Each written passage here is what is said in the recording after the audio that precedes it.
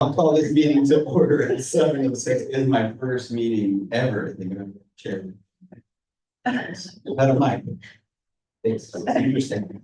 So we'll call this meeting to order at 7:06 and we'll start with the roll call. Chair Rani, Present. Vice Chair Ramos, Commissioner Banks, Commissioner Westphal, Commissioner Reyes, Commissioner Gardner, Commissioner Baker, Here. Commissioner Mendoza, Commissioner Rooney, Commissioner Wendy, Commissioner Brown, Commissioner Allen, Commissioner Zeller, and we do not have one. We'll keep it tight. I believe we might end up reaching that meeting. If we. Commissioner Mendoza,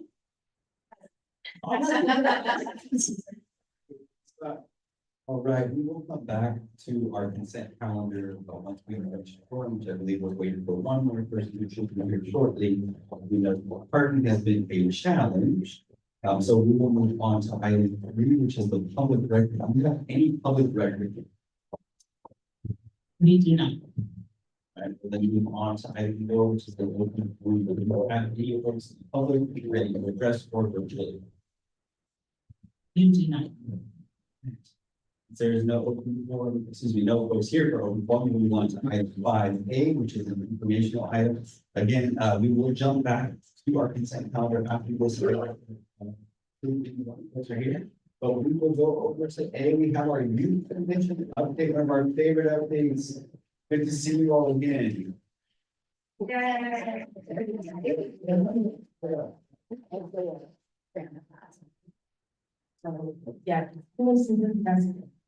So really quick, I'm just going to give you a couple quick updates and then I will let the commissioner speak. So as of July, I was recently, so to introduce myself, I'm Megan Malloy.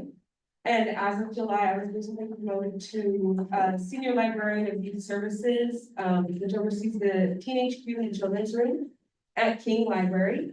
And we now have with us, working with the Youth Commission, Emily Terrell, and I'll really introduce yourself. Hello, everyone. My name is Emily Terrell. I'm the Youth Commission librarian, and really excited to work with the teams this year. And yeah, I think good. Thank you. So thank you very much. So Emily will be working with them over this next year, and I will let them introduce themselves and talk to you about the young people. Good afternoon, Chair, Commissioners, and staff. My name is Juan Mascarenas. This is my second year serving on the representing District 10. I have the pleasure of serving as Chair this year on the CMC Commission. The Youth Commission represents approximately 248,000 youth between the ages of 14 to 20. It promotes available resources and opportunities, provides equitable access and support to marginalized youth communities, and develops policy recommendations concerning youth. The Library Department and the Teenage Youth Unit assumed leadership and management of the San Jose Youth Commission in 2021, aligning with the city's education strategy. The Youth Commission leads on the values of responsibility, teamwork, empathy, inclusivity, empowerment, and integrity. The Youth Commission is comprised of 11 commissioners, one from each city council district and one citywide commissioner.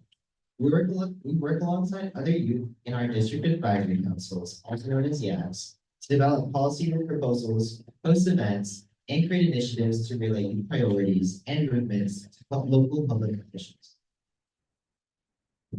Good afternoon, Chair and Commissioners. My name is Andrew Liu. This is my third year representing District 5 in San Diego Commission. It's a pleasure being the Vice Chair of the Youth Commission this year.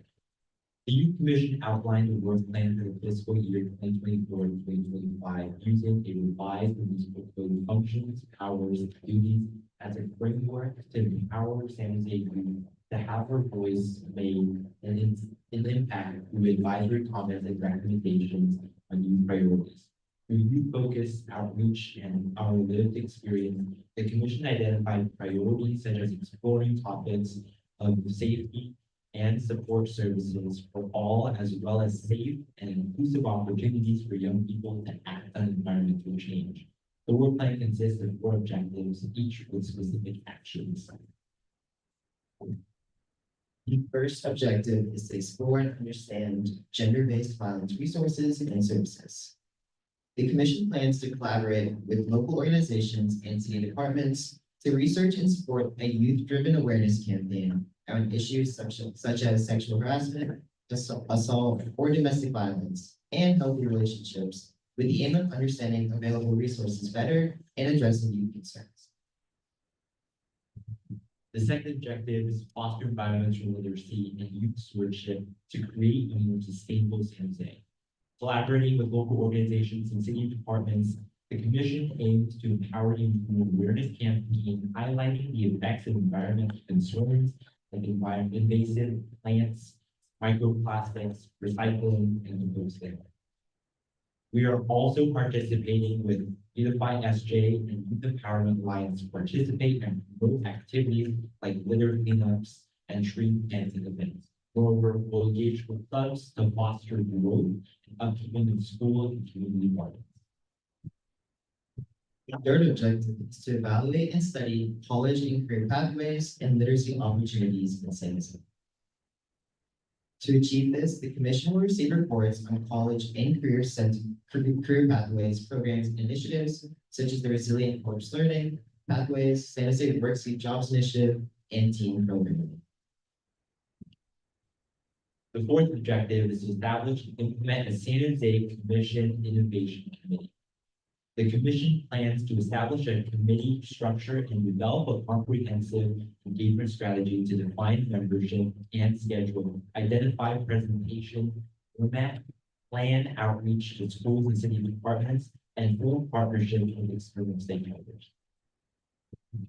For next steps, the commission will establish and implement the Youth Commission Innovation Act. By winter 2025, the Youth Commission will host a youth-led budget priority summit. Also by winter 2025, the commission will collaborate with local agencies to raise awareness about microplastics. By spring 2025, the commission will host a resource fair/workshop featuring community partners and organizations. Finally, the commission will present the annual Youth Commission report to NSC in spring 2025. Thanks for listening, and we are open to questions. Let's give it up for our presenter.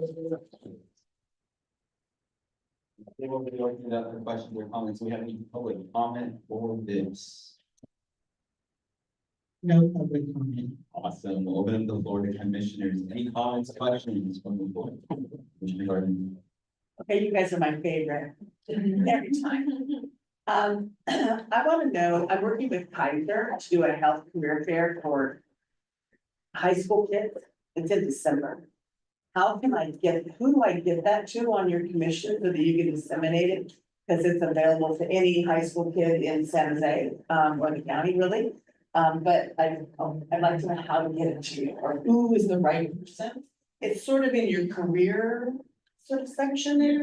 We have a youth commission at sanjoseca.gov email. And so if you email that email, it will be. Oh, right there? Yes, right there. If you contact that, it will be disseminated to all the commissioners to share with our YACs and promote it on social media platforms and however we can contact and outreach channel. Okay, I'm gonna send it to you. That was great. And then the other thing is that you talked about doing an event with community-based organizations. If you need any help, there's a group called Silicon Valley Council of Nonprofits. If you've heard of them, they represent 200 health and human service organizations. They would be a really great one for you to work. We keep them in. I know it because I used to run. Other questions or comments from commissioners? I still actually have a question. You mentioned working with community gardens specific for schools or just community gardens in general? Oh, so there's a lot of schools which have community gardens. One of our commissioners, last year who graduated, actually started a community garden at his high school of Silver Creek. And so that's one area where you can do it in schools. There's also community gardens. I know that in Alvin Lake Park, which is a park I adopted with my youth advisory council, there is garden right outside of the property. It's located on the property, but just outside, and so we're looking to partner with both in parks and in schools. Would someone who's interested in partnering with you all send an email to the commission? Yes, I'm a little biased to have a community gardener. I'm a community gardener myself, so I want to see how we can apply. That's great. Other questions or comments from the commission? Commissioner Wilson? And I forgot, we do have to speak into a microphone to make sure everyone can hear. There's a lot of loud music playing too in the background. I just wanted to applaud you for your good work. I said we love having you guys here and seeing the wonderful work that you have done over the years. I'm hoping you will get invited to your fairs, like once you have dates and everything, that I'd love to stop by and see. I'm not sure if you're having just a booth or if you're organizing it. We'd love to just get that information into that. Awesome. Other questions or comments from commissioners?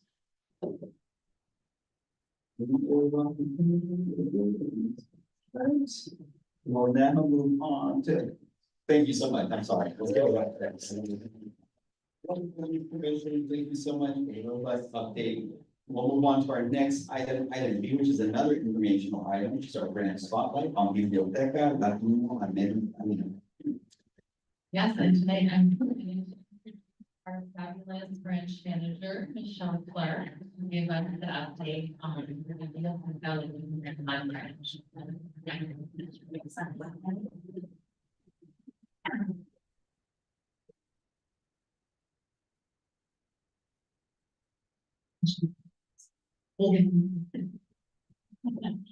Good evening, everybody. Bienvenidos a la biblioteca. My name is Michelle Clark. I am the branch manager here at Biblioteca Latinoamericana. I am glad that you are all here. It's been a pleasure to host you. Some basic facts to ease us into this meeting, into the spotlight, is for Biblioteca Latinoamericana. We are open 7 days a week, Monday through Sunday. Our branch features 26 public computers, a family learning center, and 1 group study room. We are in Council District 6. We are in a smaller branch. We are in Council District 3 with Councilmember Omar Torres and our LEC Commissioner Chair, Jose Magana, as our commissioner. Our staffing includes 2 librarians, 1 literacy program specialist, 1 library assistant, 1 full-time clerk, 3 part-time clerks, 4 pages, 1 aide, and a partridge in a pear tree. Before we get into the data that describes our library and the community that we serve, I wanted to talk a bit about one of the pieces of public art that we have here at Biblioteca.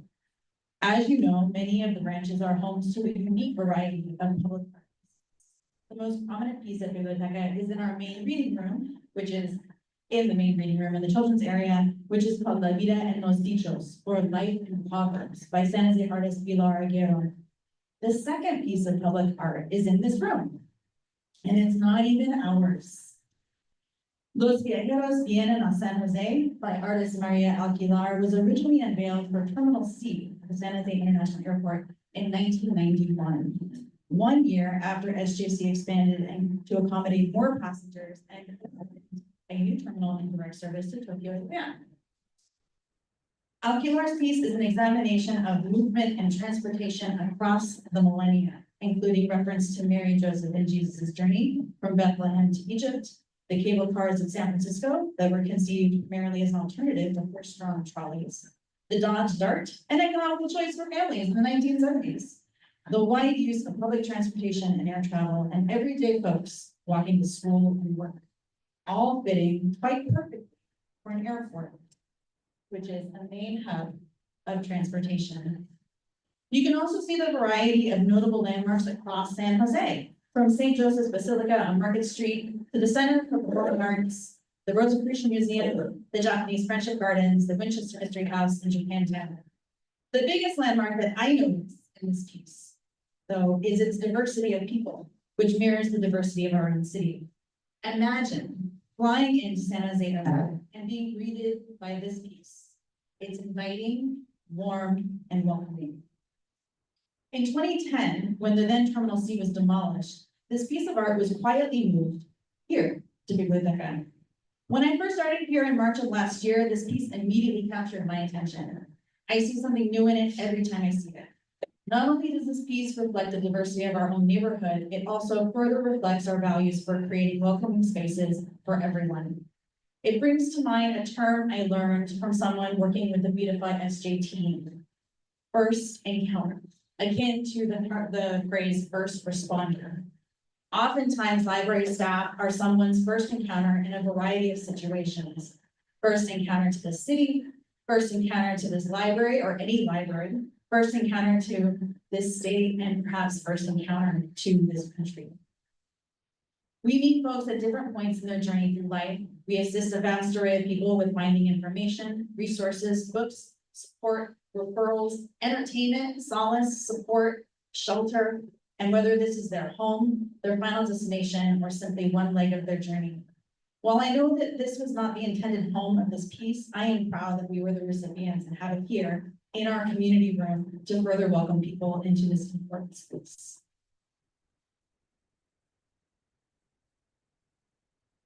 So diving into the community, you can see the majority of residents in our community speak Spanish only in their homes, while English only is spoken much less. We are fortunate to have 6 staff members who speak Spanish with our customers. Yo estoy aprendiendo también.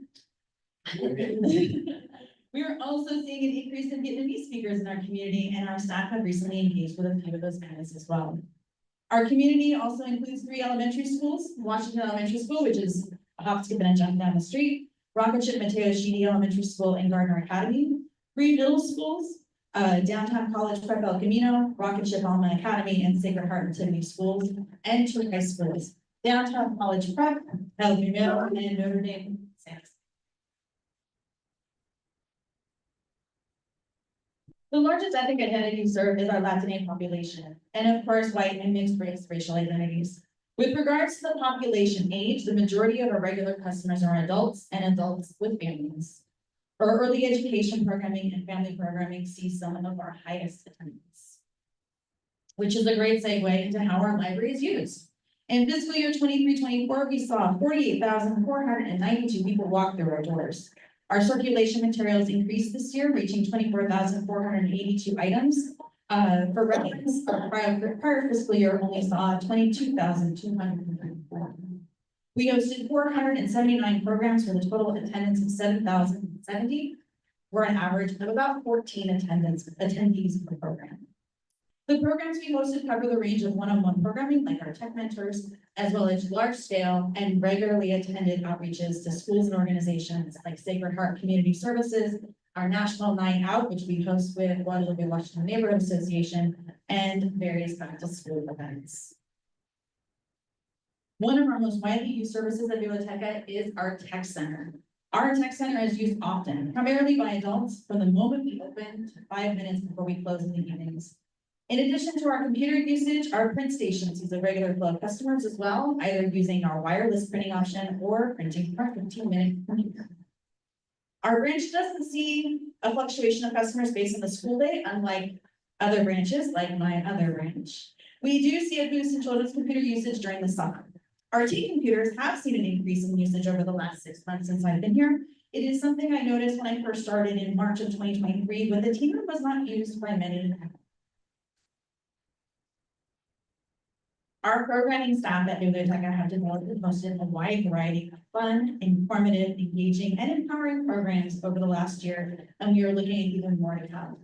Digital literacy is an area where we are able to help people in our community, often one-on-one, with learning to navigate online spaces, use computers and devices with, to connect with the world. We brought back one of our most popular early education programs this summer, We Play Outdoors, which utilizes our beautiful patio space for sensory-oriented child-led play. For older kids, we offer a regular assortment of engaging programs, including STEMable Sundays, a monthly STEM activity for elementary age students led by teen volunteers, and partnering with organizations like Sciences Elementary to bring STEM projects for the whole family. This summer, we partnered with Bay Area Tutor Association for a summer reading fluency series, which was widely attended. This past year saw an awesome variety of cultural enrichment programs, Hispanic Heritage Celebration with Cascada de Flores, and a huge turnout for our partnership with Cirque du Soleil's music production. We also made 2 new connections with our local art team, Opera Cultura and San Jose Opera. The lunchtime creative panel with Opera Cultura was offered as a hybrid program with a highly engaged in-person and Zoom audience. We hosted Study Smart tutors who brought our local teams 2 workshops on writing, organization, and time management skills our teens will carry through their current academic lives and beyond. Our volunteers are essential to connecting with our customers in a variety of ways. We have a dedicated Spanish speaker for our Spanish 101 Tech Mentor program, who has also been tapped to lead our first digital skill building pathway program in Spanish later this year. Our Lego Club has been led by TEAM volunteers who are happy to engage in building creations with our young customers. And the highlight this year was awarding our Volunteer of the Year award to Tatiana, who leads our weekly citizenship exam preparation program. This program is unique in that it focuses on the U.S. civics and government portion of the exam for those who qualify to take it in Spanish, which primarily focuses on senior citizens. If I may, Tatiana recently shared this testimony. A dedicated participant in our course recently returned to share her success story after passing her naturalization interview and test. Having attended every session and practiced diligently, she confidently navigated both the interview and civics test, earning her U.S. citizenship. Afterwards, she came back to our class, full of gratitude to share her experience with those just beginning their journey or submitting their applications. Her encouragement and firsthand insights inspired the other, giving them hope and motivation as they prepared for their own interviews. And the exciting times keep coming for Biblioteca as we anticipate our upcoming infrastructure improvements. Currently being examined are interior and exterior upgrades like a new roof and front entry improvements, system upgrades related to our HVAC system, lighting and improvements to security systems, as well as some space configuration related to restrooms, study rooms, and our staff. As you can see highlighted in this timeline, we are currently in the cost estimate phase of this renovation. We have had 2 successful community engagement sessions to better inform the community's needs to the space. Of course, we will continue to update the commission as we move forward. And here we are. Hey, that's us. Here is the Biblioteca staff from our summer in service, where we learned about establishing and effectively communicating boundaries. We were happy to include one of our summer interns from Work to Future who joined us to learn this important skill. And that's all from me. Does anyone have any questions? Awesome. Let's give it up for the crowd. Any questions? Do we have any public comment on this item? And then I'll open the floor to commissioners for questions and comments. Commissioner Baker. Oh, yeah, thank you. First, thank you, Michelle, great presentation. Here, especially in the local and two or three streets away. So that was something that we have going on. I have a question about the summer reading fluency studies. So curious, can you tell us a little bit more about that? Sure. This was the first time that our branch worked with Bay Area Tutor Association. We partnered with them to create a 2-month or month-and-a-half long program that coincided with our summer learning program. They brought tutors in to support young readers from age 1st to 3rd grade. They work directly in small groups with tutors on a variety of ways to improve their reading comprehension and literacy skills through a variety of activities. They met Monday through Thursday in the afternoons for 2 hours.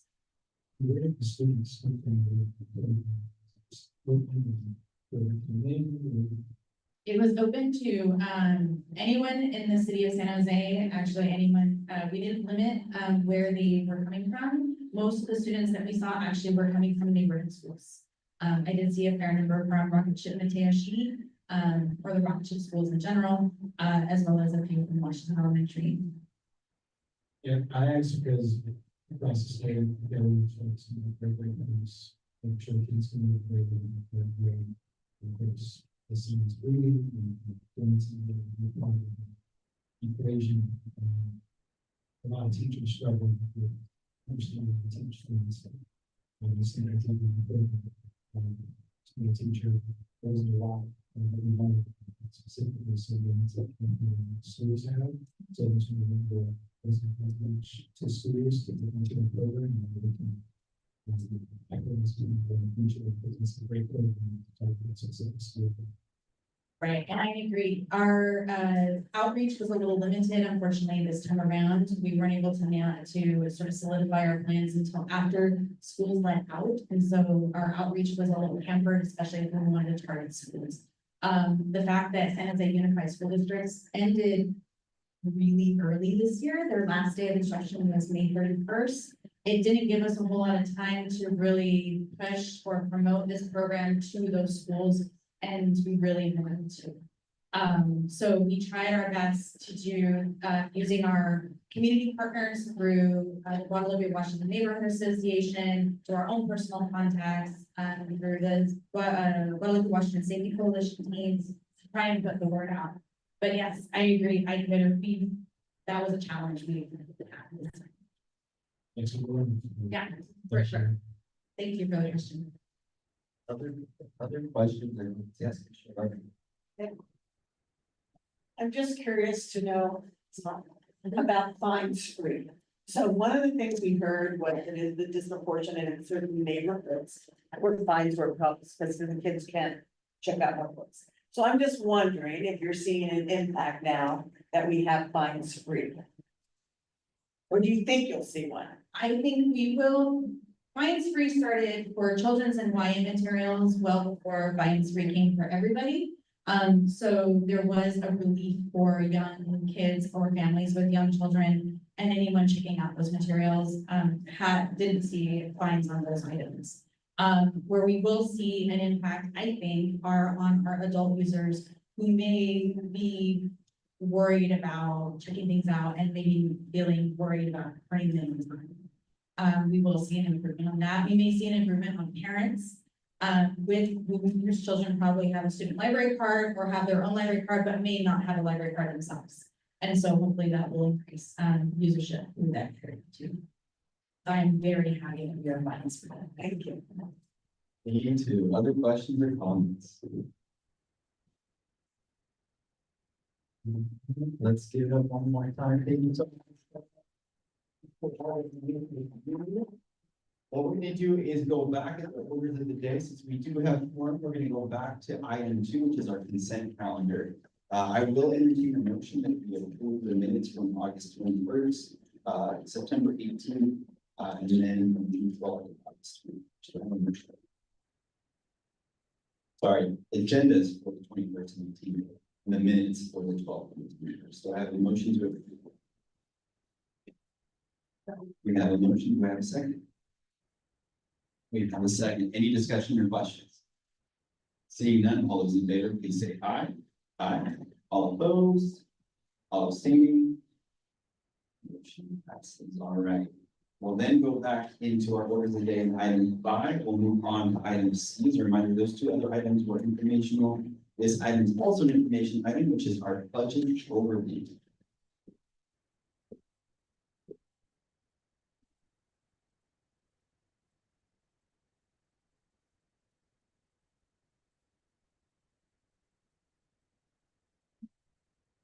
Hi, everyone. Good evening. I'm Jenny Choi. I'm the Deputy Director of Operations for the library, and I'm pleased to introduce Anthony Blum, who is our really brand new senior fiscal budget analyst.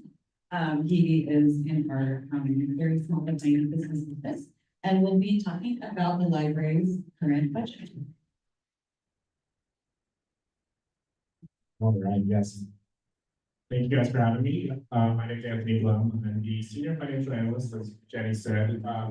Relatively new, been here about 6 months, but super excited to be part of the team and presenting to the commissions and the chair here today. So I'm going to give you a really high level summary of our 24-25 budget plan. To start off, our budget is broken out into 2 main sections. We have our operating and then our capital budget. We'll start on the operating side first. So our operating budget for fiscal year 24-25 is about 64.4 million, with it being broken up among 4 different funds. So the majority of the funds is coming from our general fund, at about 51 million. Next is our library parcel tax at 11.7 million. Then we have some capital funds at 1.5 or 1.1 million, and then our gift trust funds at 115,000. And so all of these funds, they support the core services of access to education and our strategic support. And these are as well as our library educational and literacy programs. And the majority of our operating budget is actually made up of our personnel and staff. So about 80% of the budget is personnel and staff. And that makes up about 396 FTE, which is actually about 650 different positions. All right. Next, we have the capital side of the budget here. So our capital budget for 24-25 is about 25 million. And this budget is broken out in about 3 different sections here. So the biggest fund of our capital budget is our construction and conveyance tax at 19.6 million. Then we have our bond projects fund at 5.4 million. And then we have a little bit of our library parcel tax, about less than 500 million. And over the course of the next 5 years, we have a capital improvement project of about 59.6 million. And these capital budget funds support our facility improvements, our public technology and acquisitions of materials, as well as our building for grant and bond projects. And as we previously presented in a couple of our other budget overviews, here are the items that were included in the proposed fiscal year 24-25 budget. So if you recall, we got funding for our integrated library system, which is the cataloging system, as well as a position to help refresh that system and do the bid process for that, the procurement process. And then we also were able to continue previously grant funded positions to support our early education staffing. That's for the family friend and neighbor programming. So there were 2 positions that were being grant funded. We just moved those over to city funding so that we could pay those. And then just a few staffing conversions. We took a couple of clerical positions or a handful of clerical positions and made them into librarian and page positions so they could provide additional customer service and support of education. And then the most exciting thing, which we already talked about, was we did get the one-time approval for the Fine Street for All. And that was directed by council. And we are using our library person tax to cover the fines, quote unquote revenues we call it, for the Fine Street. Very excited about that. And then the unfortunate part of the budget process last year, we did have to take a couple of significant reductions to our programming. So we had to reduce our partners in reading program. The good thing is we were able to, we got rid of some of the administrative staffing positions. However, we were able to restructure and then put the program positions out in the branches and in the learning centers. So they have been deployed into the branch and they're still performing the work for this program. In addition, we got rid of our beautiful Makerspace vehicle. We were very sad to lose that program. Again, we did redeploy the staff and we're able to put them into the branch programs and uniforms so that we could continue the STEM programming. However, we did decommission the vehicle and take the equipment off. We're going to deploy the equipment into the programs that we moved. It was actually aging, so it was a terrible maintenance.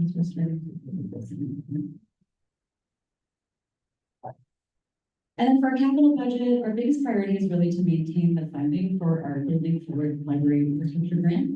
And I'll talk about that a little bit more in this presentation, so you'll hear more details. Okay, so here's a timeline of what's coming down the road for the budget. So in January, you can expect departments, in December, you can expect the budget direction memo to be released by the city manager. In January, departments operating capital budget submissions to the city manager. And then in February, this is when the annual commission budget position message is reviewed and adopted by LEC. So that's important to note from the official's perspective. And then moving down to March, the mayor's March budget message as well in May. We have the release of the city's managers proposed operating capital budgets, and then finally in June, we have the mayor's June budget message. And then there's lots of things that happen budgetary wise between the period of April, May, and June. So, yeah, be on the lookout for that. Yeah, we'll keep the commission informed as to the opportunities to submit. And that takes us to the next slide for, the department. We do begin our budget process for the following fiscal year, so for next year fiscal year 25-26, we'll start kind of engaging that process in the fall, which we're it's right around the corner for us, in September, October. Department leadership will identify our priorities for the next budget year, and then we'll start prepping the information coming to the commission. As we wait for the revenue projections and the state of the city's budget, which is usually in December 20. And at that time, we can make adjustments to our proposals and address any reduction targets. And then, January, February, the library meets, the city manager's budget office to determine what was basically used for the mayor and council. And then during that time is when we convene the budget ad hoc subcommittee and the commission develops the commission position. And then that usually gets submitted to mayor and council and it's February. But we'll provide more information this week. And that is the presentation. I'm going to take any questions. Wonderful. Let's give it up to our presenter. Here. Any public comment on our? We do not have any public comment. The floor is open for commissioners for comments and questions.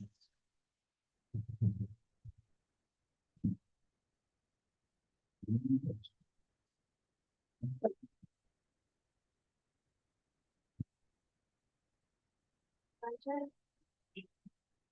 you mind bringing up slide back up? I'm trying to understand.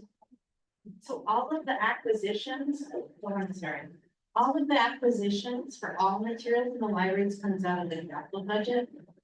Right? And are all of those funding sources, and excuse my ignorance for not, they're all like temporal, like they have a time category on them? No, only the grant funding. Like grant, so the library parcel tax. That is important to these. Yes, and then there is library parcel tax that we also get for operating as well. So it's the two of those combined. We have the measure approved the parcel tax for 2020. Yeah, so that's an ongoing source of funding. How are you feeling with like the inflation and acquisition and licensing of electronic materials? And how is that working out? I mean, I know that in my library, that's obviously a constant source of stress. Thank you for that question. That exactly is an issue that our, because we have to utilize funding sources that aren't necessarily growing at the same rate of inflation even, let alone the cost of materials.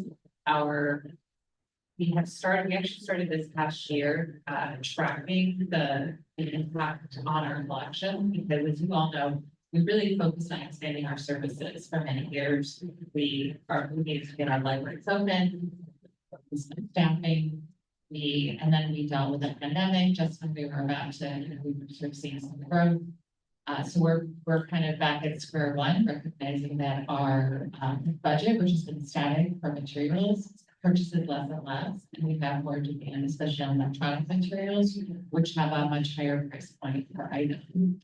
So that is definitely a challenge, and our collections manager, Sharon, that has started to do a presentation for the commission, exactly for that purpose, so that we can provide more information about that challenge, because it is something that we've been talking to the city manager's office about the need to address.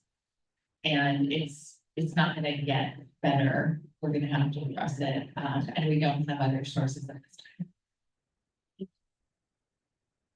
Other questions or comments?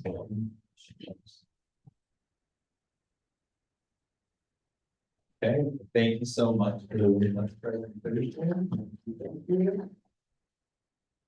Again, folks, that is the information I have on another.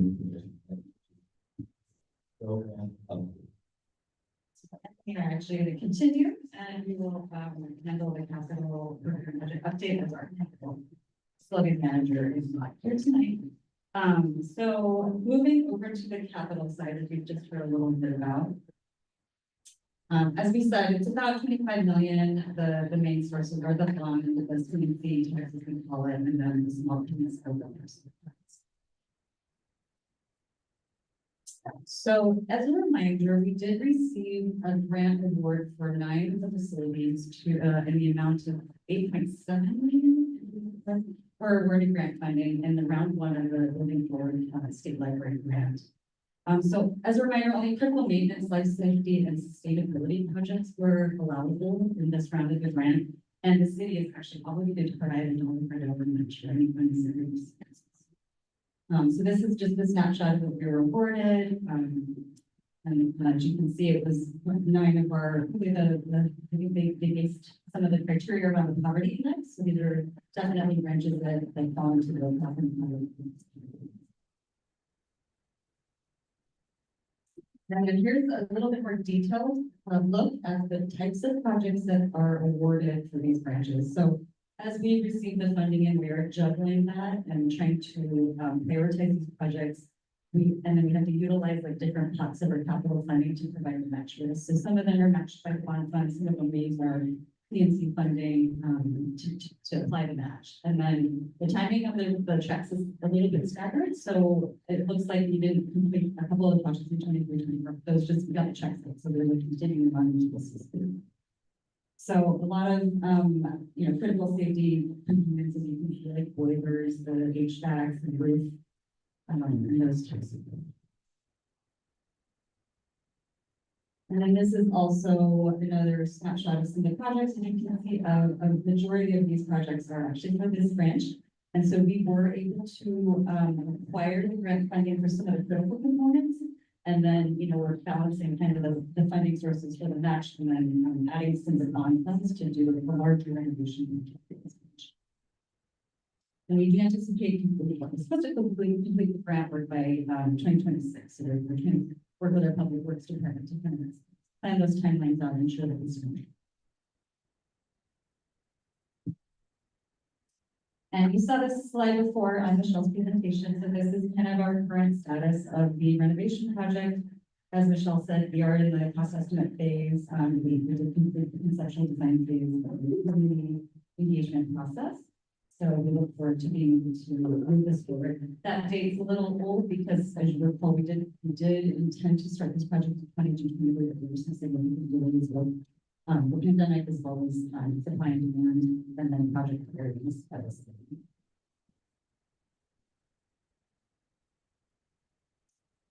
And this is just a current snapshot of our bond signing plan. So if you recall, we did have a $5.9 million bond left over from the previous measure, and we pulled that out in 2024.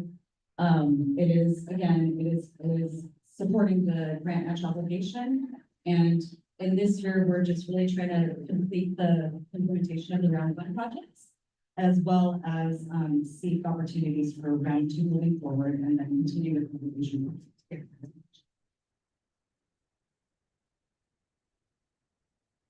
Here's just a snapshot. These are, along with the bond renovation, these are just kind of the ongoing facilities improvement work that we, our buildings are aging, so we do experience quite a few different facilities improvement projects that we need to assess and address at various branches. So we kind of are juggling the rest of the capital funding to make sure that, all of our branches are in good condition.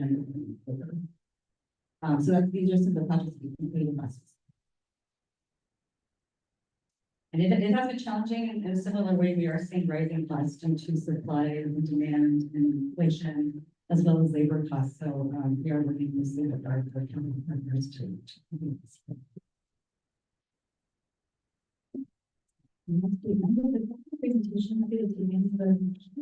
Awesome. We got any public comment on the presentation?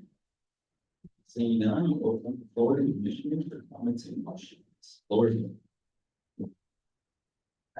Question. You can back the slide.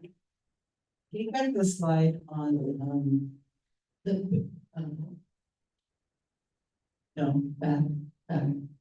Oh, back here. No, back. There. Okay, so the biblioteca has 3.6 million times 2, right? Okay, but you're now in cost estimate, so I'm always nervous when you get to cost estimate. Based on what you want to do and now where we are, because, you planned it. And now we're here. And so I'm wondering, what kind of impact does that mean? Because maybe you're gonna have to do less with the same amount of money, or. I mean, it's been a long time since you've been planning it, and now we're getting a cost estimate, and costs are higher. So what happens? Especially when you have those community engagement meetings, and they think they're gonna get this, and that, and then the cost estimates come in, and there you have a little gap. That's a very good observation. We actually did the community engagement process just recently. So we held off and did it now. So we are at that phase of the assessments where, as you know, there's all the required items with the grant. Anything else that will fit within that budget, and then there's the sort of nice to have wish list. And we've had one meeting with our partners in Public Works, and we're at the point of we've asked them to go and do some analysis and come back to us with more exact estimates so that we can really make some decisions. And we're also waiting for our city capital budget to be finalized so that we understand what additional assets we might have to make the budget. So we're in kind of a critical point, exactly as you described. But as soon as we know what funding we have, and we'll be working with the team here at the branch and communicating back with the commission. So we're kind of at that place right now. But it's a process. Other questions or comments from the commission?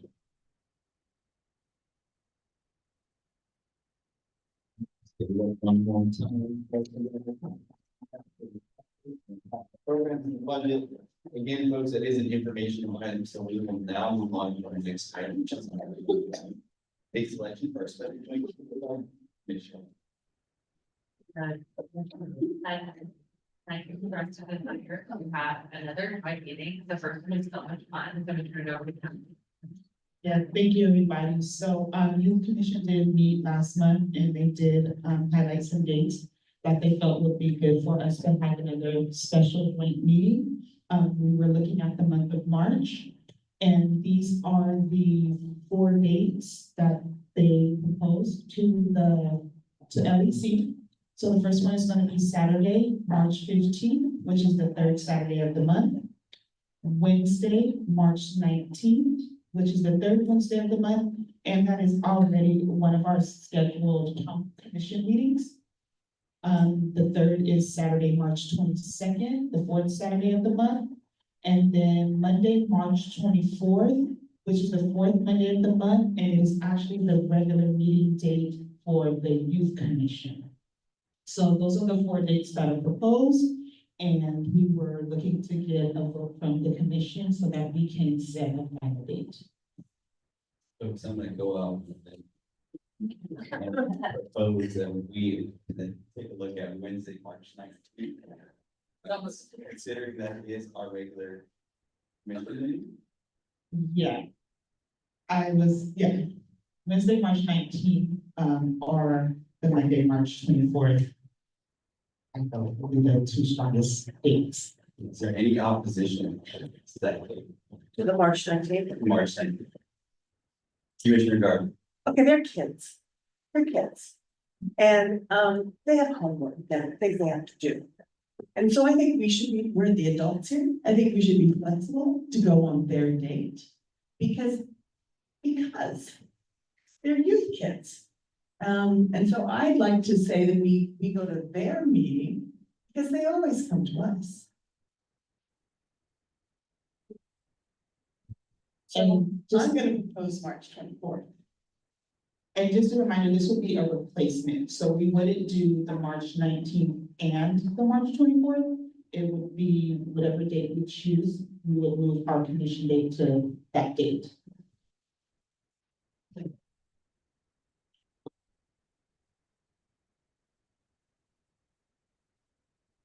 I know lots of folks have kiddos and stuff as well, so I look on mine, I'm clear, but I want to make sure that folks can get what they need to, including work and all that fun stuff.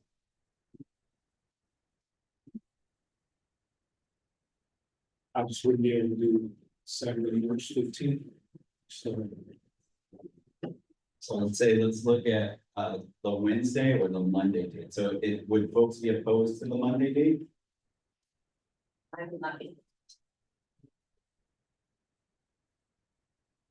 For staff, would it be too much for us to potentially, like, do we need to decide now type of thing? Yes. Yes, yeah, let's bring it back next month so that folks have the opportunity. So homework for us when we come back is to make sure folks either can have either the 19th and the 24th or both. So that we can go back to the youth commission and figure out what if there is a poll that comes out. Please complete the poll. Note that, and just for your information, we will be getting an update on the Children Youth Service Master Plan at this joint meeting. What is the goal of this job? Like, is there an outcome? Yes, I'm struggling as a relatively new commissioner to understand when the private sector groups come in, what is our other county, what is that goal? What are we looking for me as a commissioner? So I'm not sure who would be, it would be, what will this sense of outcome of the meeting? That would be helpful for me as a commissioner to know what I should be contributing to. Thank you. I was gonna, excuse me, say, was the intent of this meeting for us to build off of the previous meeting or with the children and the master plan and then have essentially use that space to take together to do that? Yes, thank you. And so to answer your question, I think that recognizing that both the library and education commission be commissioner both commissions of the city, each advising council on matters that pertain to youth and families, especially in the crossover areas of education and the children youth services master plan. We had the first joint commission meeting, and it is not common for bodies to do that. And sometimes, the committee of council will meet with supervisors for issues that are across the city and county. And so with that sort of spirit of having the two bodies, hear the item together and be able to have a dialogue across their respective missions, and then I believe the commission gave feedback to the city on the development of the children master plan. And so this one would be to get an update on the implementation now that it's been adopted by council and be able to give additional feedback on the implementation plans. The commissions could also agendize other items. Thank you. So that's really the intent, is to bring the two bodies together for joint dialogue and joint action issues. And ultimately to advise them on specific on matters of.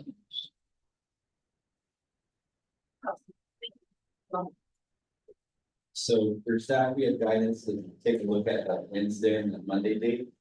Have a poll and we'll come back and the commission, our homework responsibilities to make sure that we have figured out those dates. Any questions or comments before we move on to the council details? All right, sir, council, please. Not here. All right. I have an update. We have an update. Do we have public comment on this? None? All right. So, the commission, but he did email me and he said, good afternoon, everyone, and my apologies for not attending in person. Since last month's meeting, the council member has had quite a busy month with Silicon Valley Pride, hosted both the Lowrider Day on the 1st of September, then the El Grito on the 15th. Participated in the Viva Calle on the 8th, hosted the LGBTQ+ forum here at City Hall, honored the Read magazine for earning the 3rd Fuji Card for small journalism at universities. And yesterday, council members spoke at the MLK Library for the unveiling of the Warriors Card. Our office hosted a table at the SJSU Boats Festival on the same day as the event served as a reminder for everyone at SJSU and the surrounding community to remember to register to vote and request ballots. Over the next few weeks, we look forward to this week's author event with Chef Martin Chin, and proclaiming October as National Arts and Humanities Month and the many events going on throughout the city. Thank you all for your time, and once again, pardon my absence. Awesome, awesome. Thank you for the update. We'll move on to chair's announcements. I don't believe we have any comment on chair's announcements, so here we go. I just want to say thank you all for your grace. I had work travel last week, so I appreciate that. Thank you all for spending your time here on a Wednesday serving our city, so thanks. Couple quick announcements. I did have the opportunity to attend the Christiana Gucci literacy event at the Children's Museum. It was cool. I got to meet Christiana Gucci. It was so cool. I was just like, yeah, there she goes. Lots of great books, lots of great resources for folks, and staff from SJPL for pitching. They're like, hey, have you heard of this event? Could I interrupt you? You bitch. And I would say you might see someone in their social media post. I didn't get to do the interview contest, so how to run the chocolates get smashed in this Discovery Museum. You'll see my wife doing the interview from that event. Want to give props. We rolled deep, y'all. If y'all saw the city council meeting, I'll give it over a little bit, but just want to say it was so cool to see how many folks show up to city council meetings. It was amazing. So I love seeing that. And then just a couple of reminders. I know we talked about email. If we did not reset your email, so we get that going. If we haven't noticed, we do have 2 vacancies for D1 and citywide. So if you know folks, that's for 2 folks. The more commissioner, the merrier. And then we talked about this during the budget presentation. Please start now and check in with your council members if you haven't already done so. I know we just went through budget season, but we're gonna blink and it's gonna be December and January. So meet with your council members if you haven't met with them yet. Introduce yourself, let them know what the priorities and what we're trying to do as a library, so that when the time comes to ask those hard asks for the budget, because we know who we are, we know that we won't grow this. Give them. That's all I got. Any questions for me? I'll turn it over to our library director. Thank you. Speaking of that, we did get Heinz free, and thanks in much part to the commission in your many years of advocacy to finally do away with late fines for all residents. On September 10th, I think that's what you're referencing, we had a huge crowd through meeting to do the Heinz free wave.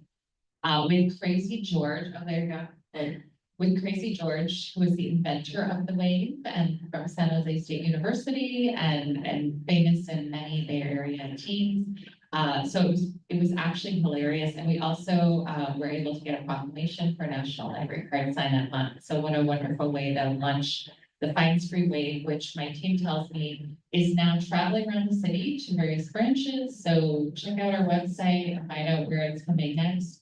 We've had over 700 people do the wave so far in celebration of our sjpl.org/fine-free. So also another spoiler alert, we did unveil our new Golden State Warriors library card yesterday. Thank you to Commissioner Westphal for joining us.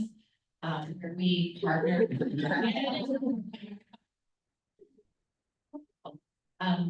So we partnered with the Warriors to release the newest of our co-branded limited edition cards.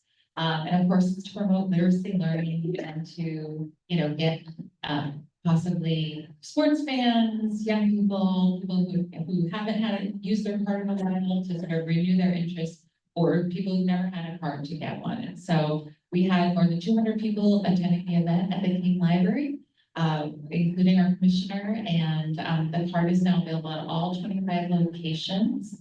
So of course, it's on our website at sjpl.org/warriors. So please go check one out. It was so fun. And then we also are celebrating the Moon Festival with chef and our author Martin Yan this Saturday at the Rotunda at City Hall. So it's Saturday, September 21st from 2:30 to 3:30 is a public event. We're gonna have a celebration to kick off with a lion dance performance by Joyous Spring Lion Dance Troupe, followed by a live cooking demo.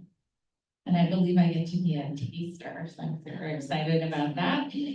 Chef Yan is gonna sizzle up on the grill and do some cooking demonstration and share tips and tricks from his latest cookbooks. And then 10 lucky guests will also have the chance to win a copy of his cookbook and an exclusive cooking utensil set. Yeah. So this is a free event you're not gonna wanna miss. So free parking is available at the 4th and St. John Garage located at 50 North 4th Street. So again, for more information, visit our website. And this one is, of course, sjpl.org/Martin Yan event. And then lastly, our Alviso branch is turning 25 this year.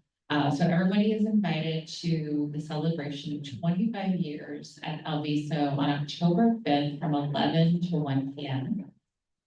We're going to recognize the achievements and services of the Alviso Branch Library, and we're going to have city leaders there, of course, Senator Aisha Wahab, as well as musical performances by Charged Particles, which is the Bay Area's favorite trio of Latin jazz, a talented balloon artist. They're all talented to me. Delicious refreshments and a visual slideshow of moments that have heard of Alviso over the last quarter century. It makes it sound long. sjpl.org/Alviso, and please put that on your calendars. That concludes my announcements. I welcome any questions. Any questions? Questions or comments, Commissioner Bacon? Could you just repeat those dates for Lisa? Yeah, so it was October 5th from 11 a.m. to 1 p.m. Yeah, Okay, it was Saturday, 2:30 to 3:30 at the Rotunda. Any questions or comments? No, then we go on to announcements and minutes of by commissioners as commissioners. Floor is open.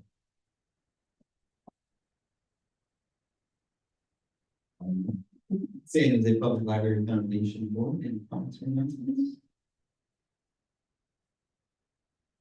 Okay, information, upcoming opportunities for commission participation, just check out our SJPL program calendar at www.sjpl.org. Any items for future commission meeting agendas?